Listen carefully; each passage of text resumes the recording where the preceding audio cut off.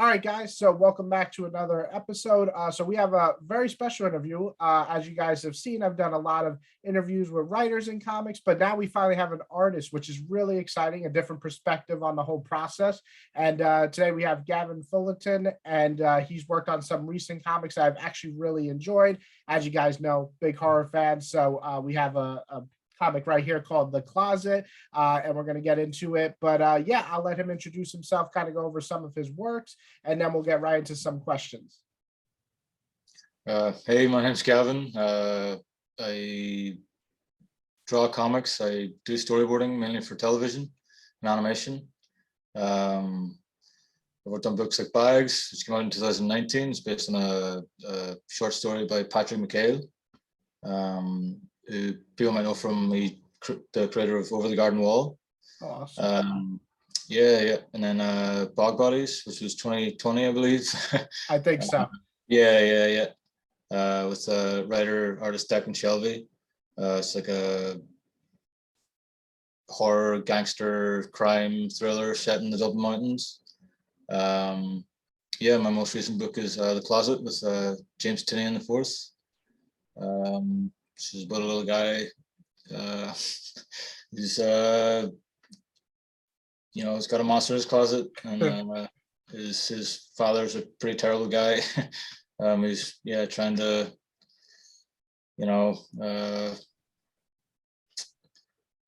fix his life in a way that's probably not the best solution, I guess. Yeah. Well, actually, my first big question is about The Closet, because that's the one that I've been enjoying so much. With The Closet, I just want to say, great comic, guys. You guys know I talk a lot about horror stuff, and it is hard to create horror in comics, I feel, and actually scare people, because you could just turn the page and close it.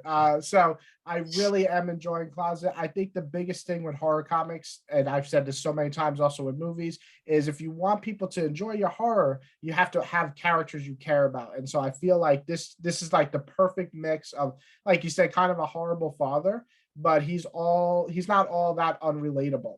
Some of the things he comes up with, some of the horrible situations he puts himself in half the time, you could kind of be like, yeah, I probably did something pretty horrible like that, or in that area. So with The Closet, though, you have this kid who is kind of the in the background of all the fighting and all the issues with the father, and during those times of being alone, he gets to see this creature, which is quite interesting design. And I was really interested when you made this creature that comes out of the closet. Did you have any inspirations, or did you just want to do some creepy, or basically, how did you come up with that design?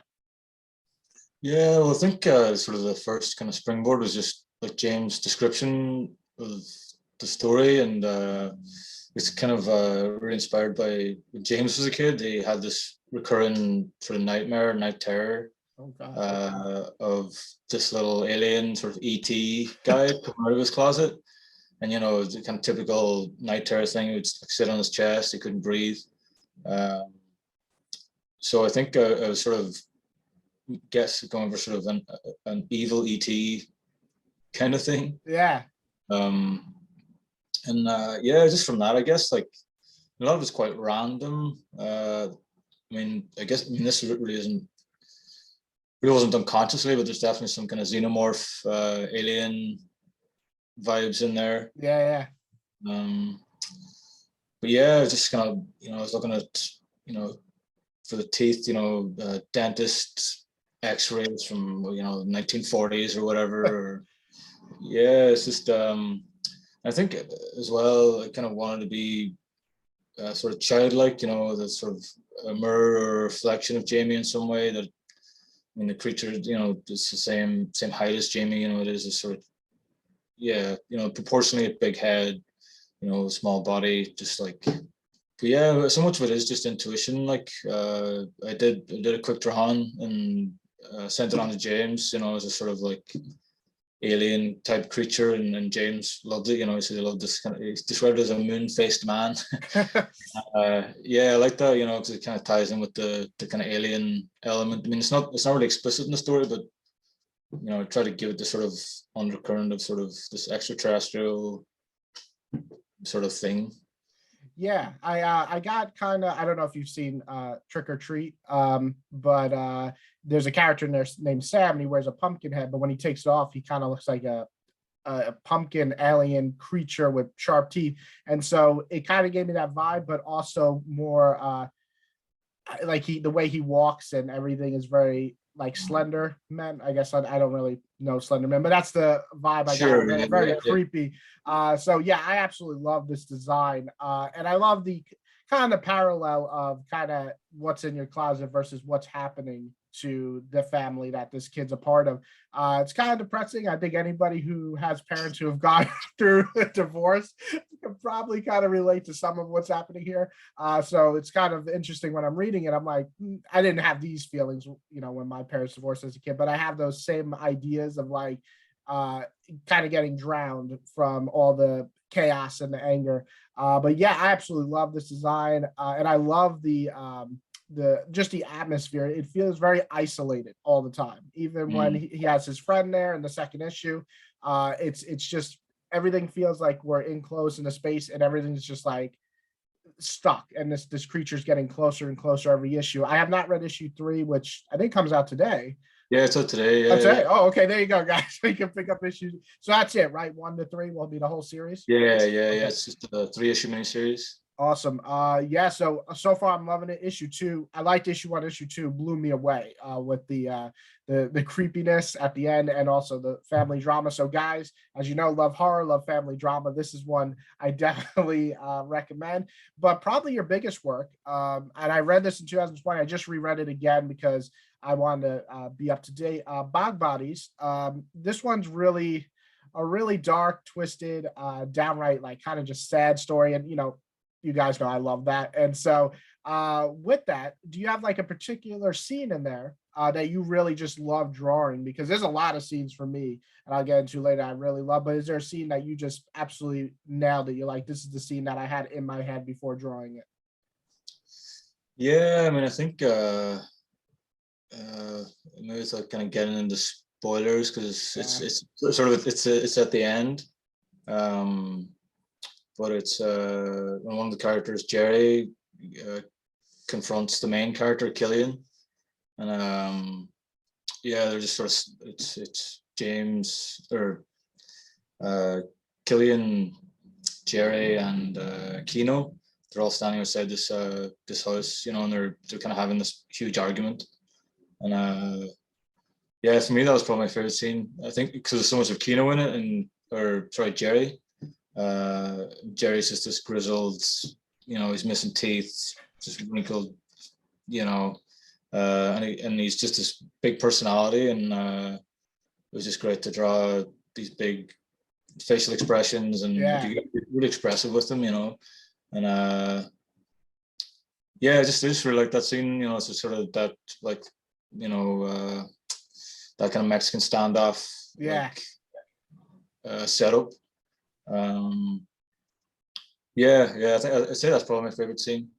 Yeah. But again, I don't want to kind of it sort of gets a bit spoilery if I talk about it too much.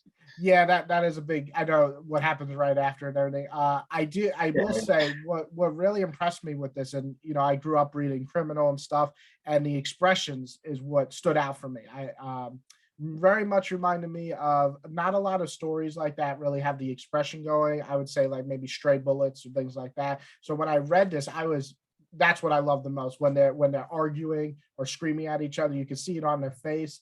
Everything feels like it's such a weird combination. Like since they're out in this open land and everything and on the run, it feels wide, but everything feels like the pacing is rushed. Like everybody's rushing to yeah, survive. yeah, yeah. Such an interesting combo that you were able to pull off there.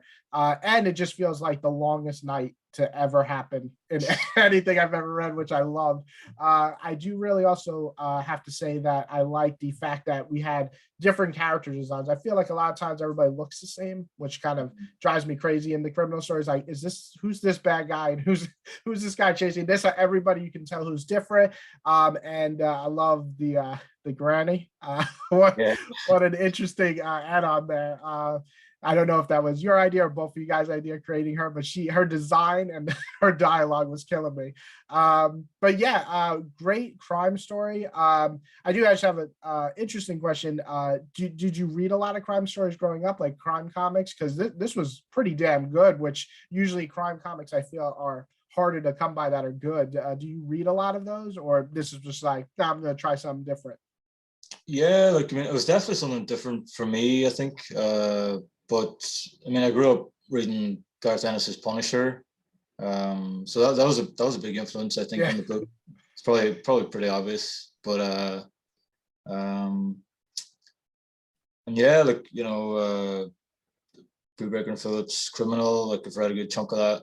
Um, yeah, like I think crime as much as anything else, really. Like I'm just into good stories, and yeah. yeah, like I think I mean crime movies, gangster movies, big influence as well. Yeah. And what I really liked about Bog Bodies is it does sort of have this kind of horror tinge to it, or horror element as well. Yeah, with that, that's actually one of the questions I have because I read Slime, which is I guess a short that you kind of drew in 2021. Was that right? Or 2020? Could have been 2020. Yeah, I think I drew it yeah, kind of just as lockdown happened, I think. Oh, okay. So well, now that makes even more sense on lockdown. But Sure, yeah, that's like, yeah. with reading it, I've noticed all your stuff, even Bog Bodies, it has that horror element. Is that it seems that's a genre that you're really comfortable in. I think with the way you draw and the way the atmosphere, it works really well for that genre. Is that something that you really kind of like to stay in that lane of the horror genre, or you also want to expand, or is that more your style of artist, basically, of drawing that way? Yeah, like I think I mean I'm really up for doing a wide range of stories, like, but yeah, I definitely think I can't sort of escape the horror, weird whatever aspect of what I do. I can't I think yeah, it's just part of what I do, um but I mean I mean I suppose I'd like to think of myself as a kind of versatile artist, and I mean I come from working on animation and storyboarding, Huh? and kind of requires you to have a wide range of storytelling ability. You need to be able to do horror, action, comedy, or whatever it is. Yeah. um, but I definitely think uh, the genre I'm most comfortable in is horror. Okay. uh, but yeah, I'm always up for trying something new as well, like um, as long as it grips me in some way, or I kind of feel a sort of connection with the material. Yeah. Well, it's funny you say with storyboarding. That's kind of an interesting thing because when I'm reading these, they kind of feel like I would say Closet feels very much like a TV show, which I really enjoy. Whereas Bob Bodies felt much like a movie. Like I could have seen this on the movie 100%. And so it's interesting that you say that because sometimes I feel like if people don't have that storyboard background or anything, it very much has this comic feel. Usually, how would I say, like, I forget his name now. He did like Batwoman and stuff. His art is almost painting wise, but he doesn't have that movie flow or TV flow. It feels like very much this can be a comic and only a comic. So Sure. with yours, I when I'm reading, I'm like, yeah, this could be a show. This could be a movie, and I guess that's a benefit because it might be one day. But it is interesting that you could kind of now that you mentioned you are a storyboarder, that I see that in the work, which is awesome. But I always like to ask questions to do storyboard. This might be a fun question outside of comics. Since we're talking about horror and everything, do you have a favorite horror franchise or horror movies? I know some people don't like franchises. Do you have a favorite horror anything in terms of the movie business or even books, I guess, or comics that you just love? Yeah, like I think I mean a film I always return to is Night of the Living Dead, like Good Romero. one. Just like it's just such a visually striking film. Like the tone, everything about it. Yeah, it's just a film I constantly returning, and just as a huge influence on my style. I mean the high contrast photography and everything. I mean yeah, it's just that's one that I just constantly gravitate towards. In terms of franchises, I mean, yeah, you know, Alien, like, Yeah. but I mean, you know, it's there's good, there's bad, like, It's definitely better than. yeah. That's the thing with franchises, you can get, you know, they can be quite mixed, you know, Yeah. but yeah, I mean, Aliens just sci-fi horror. I mean, you can't get any better than it, really. Like, I agree. Aliens 2. Oh, Aliens 2. Aliens is my favorite movie of all time. I think it's one of the most rewatchable films. So I definitely get that. Yeah, it's always funny when I ask someone the franchise. This is the first time someone brought up Night of the Living Dead. I usually get different answers. I think that's why I love horror. I feel like everybody has their own thing that connected to them when they were a kid. Last person I interviewed was Predator. The person before that was Halloween. So it's so awesome to get different answers. Night of the Living Dead. That's a great. I mean, I love that. Not so much the sequels. Well, the one of them was good.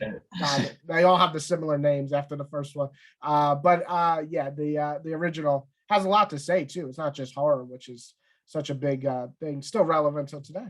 But yeah, so I always like to ask this question because I think it's a fun one too with so many characters now. And I used to just say if you could work on a big two, DC or Marvel, are there characters you want to work on? But also that now that we have IDW, Boom, and all these other series that are so big, Teenage Mutant Ninja Turtles.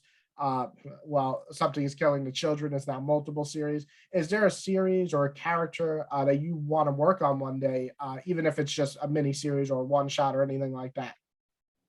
sure, yeah. I mean, like, I'm a big Batman fan. I mean, like, yeah.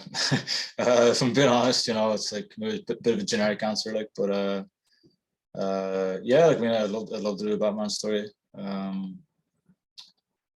Just yeah, a character that I've been watching since I was, you know, 2 years old or whatever. You know, Yeah. it's toys and comics, movies. I mean, yeah, it's just a character that's been kind of ubiquitous in my life, and that, you know, I mean, that obviously lends itself to horror as well. Like, Yeah.